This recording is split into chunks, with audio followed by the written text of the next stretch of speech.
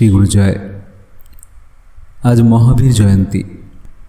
সকলকে জানাই এই শুভ দিনের অনেক অনেক শুভেচ্ছা। মহাবীর বিক্রম বজরঙ্গী।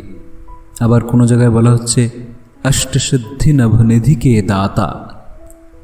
মহাবীর একমাত্র ভক্তরাই হতে পারেন। আপনারা লক্ষ্য করে দেখে থাকবেন, রাম, লক্ষ্মণ, সীতা এবং হনুমানজির বিভিন্ন ফটোতে হনুমানজি একটি বিশেষ ভঙ্গিমায় বসে আছেন। একটা পা ভাঁজ করে মাটিতে লাগানো আর একটা পা ভাঁজ করে তোলা আছে। এটি হলো একজন আজ্ঞাবহ ভক্তের বসার নমুনা। উনি এমনভাবে বসেছেন যেন রাম এই আজ্ঞা করলেই উনি তৎক্ষণাৎ উঠে যেতে পারেন, উঠে সেই কাজটি করতে পারেন। হনুমানজি রাম ছাড়া আর কিছু জানতেন না। এ প্রসঙ্গে একটি কাহিনী আছে। ত্রেতার রামভক্ত মহাবীরের সাথে দাপরের কৃষ্ণসখা অর্জুনের সাক্ষাৎ হয়েছিল। সাক্ষাৎ হতে হনুমানজি বললেন,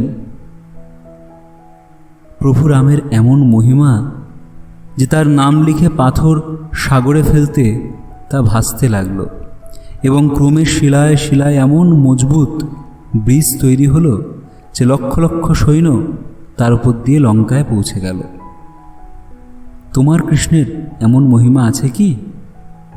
সে কথায় অর্জুন বলেন, অমন ব্রিজ বানানো আর তেমন কি, কেশবকে স্মরণ করে অসাধ্য সাধন করা যায়। শুনে মহাবীর বলেন, পারবে পারবে এই সাগরের উপর ব্রিজ বানাতে?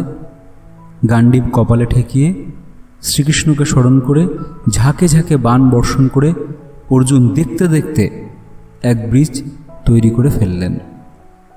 তা দেখে রামদাস হনুমান বলেন, এ কি ব্রিজ?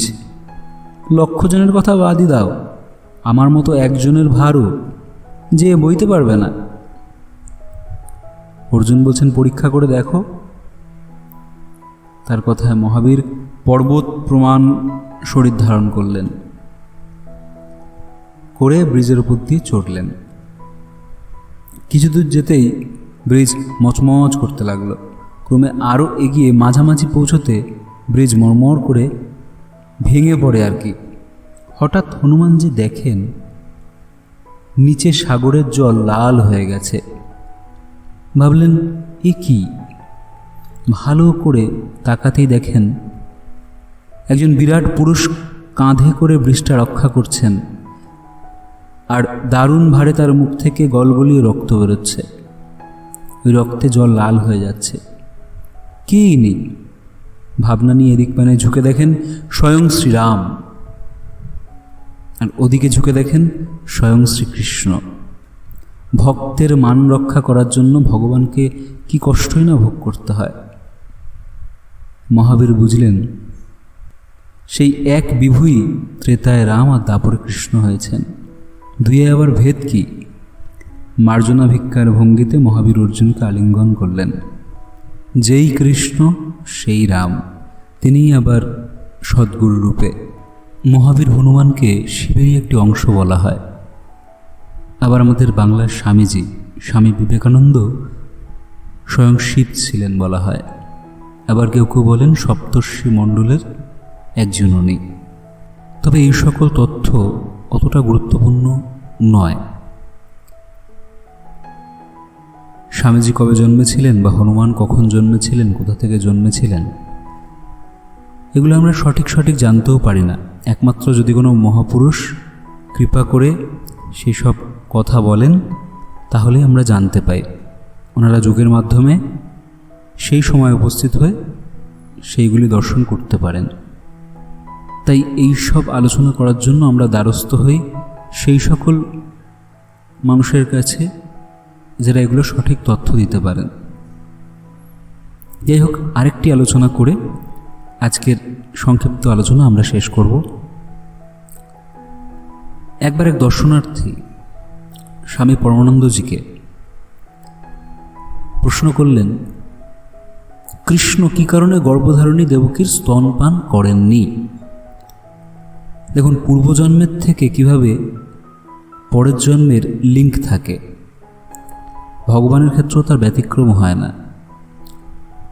বনবাসে প্রস্থানকালে, শ্রীমৎ স্বামী বলছেন, বনবাসে প্রস্থানকালে রামজননী কৌশল্যা এক গ্লাস দুধ রামকে দিতে গেলে কইকেয়ী হাতের এক ঝটকায় তা ফেলে দিয়ে বলেছিলেন, এই রাজপুরীর কোনো কিছুতেই আর ওর অধিকার নেই। রাম তো বনবাসে গেলেন। সেই থেকে ভরত গর্ভধারিণী কইকেয়ীকে মা ডাকা বন্ধ করে দিল। কইকেয়ীর কি দুঃখ। 14 বছর পরে রাম ফিরে এলে ভরত বলল, দাদা, বনবাস তো তোমার হয়নি, হয়েছে মা কইকেয়ীর। স্বেচ্ছায় তিনি গৃহবন্ধ হলেন লোকলজ্জায়। আমি নয়, তুমি গিয়ে মা বলে তাকে ডাকো। রাম গিয়ে মা বলে ডাকতেই কইকেয়ী বিগলিত হলেন এবং অনুনয় করে রামকে বললেন, আমার পুত্র হয়ে জন্মাবে, কথা দাও। রাম বললেন, তাই হবে মা, তবে তোমার স্তনপান করব না, বলেন রাম। কৌশল্যার দেয়া দুধ তিনি ফেলে দিয়েছিলেন, সে কথার খেয়াল করেই তবে তোমার স্তনপান করব না বললেন রাম।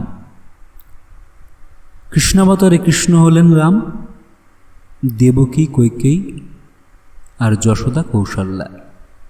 কৃষ্ণ তাই দেবকীর স্তন পান না করে পান করেন যশোদার স্তন।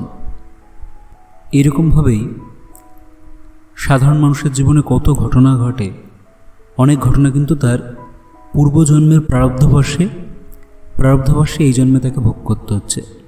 অনেকে অত্যন্ত দরিদ্র ঘরে জন্মায়, এটাও তার পূর্বজন্মের কৃত ফল। দেখবেন ইউটিউবে একজন যোগী আছেন, শ্রীম সৎসঙ্গ ফাউন্ডেশন সম্ভবত ওনার প্রতিষ্ঠিত। উনি শ্যামাচরণ লাহিড়ী, বাবাজি ওই ধারার একজন যোগী।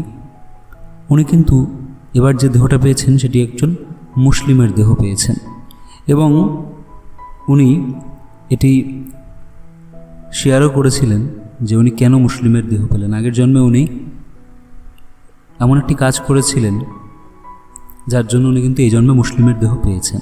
এটি ইউটিউবেও আছে, উনি নিজেই শেয়ার করেছিলেন। তো বিভিন্ন কারণে কিন্তু আগের জন্মের কৃতকর্মের ফলে আমরা এই জন্মে বিভিন্ন রকম ভোগ করি এবং প্রারব্ধ ভুগতেই হয়। তবুও সেটা কমানো যায় একমাত্র ভগবানের কৃপায়, সর্বোপরি গুরুর কৃপায়। এবং এই সকল প্রারব্ধ কাটানোর জন্যই আমরা মহাবীর হনুমানের স্মরণ নিই, ভগবান শ্রীরামের স্মরণ নিই। যারা ভগবানের স্মরণে দিন কাটান তাদের ক্ষেত্রে এই প্রারব্ধ কিছুটা হলেও কমে, কিন্তু প্রারব্ধ ভুগতেই হয়। আজকের আলোচনা আমরা এখানেই শেষ করছি। সবাই ভালো থাকবেন, সুস্থ থাকবেন। ওম শ্রী গুরু জয়, শ্রী গুরু জয়, শ্রী গুরু জয়।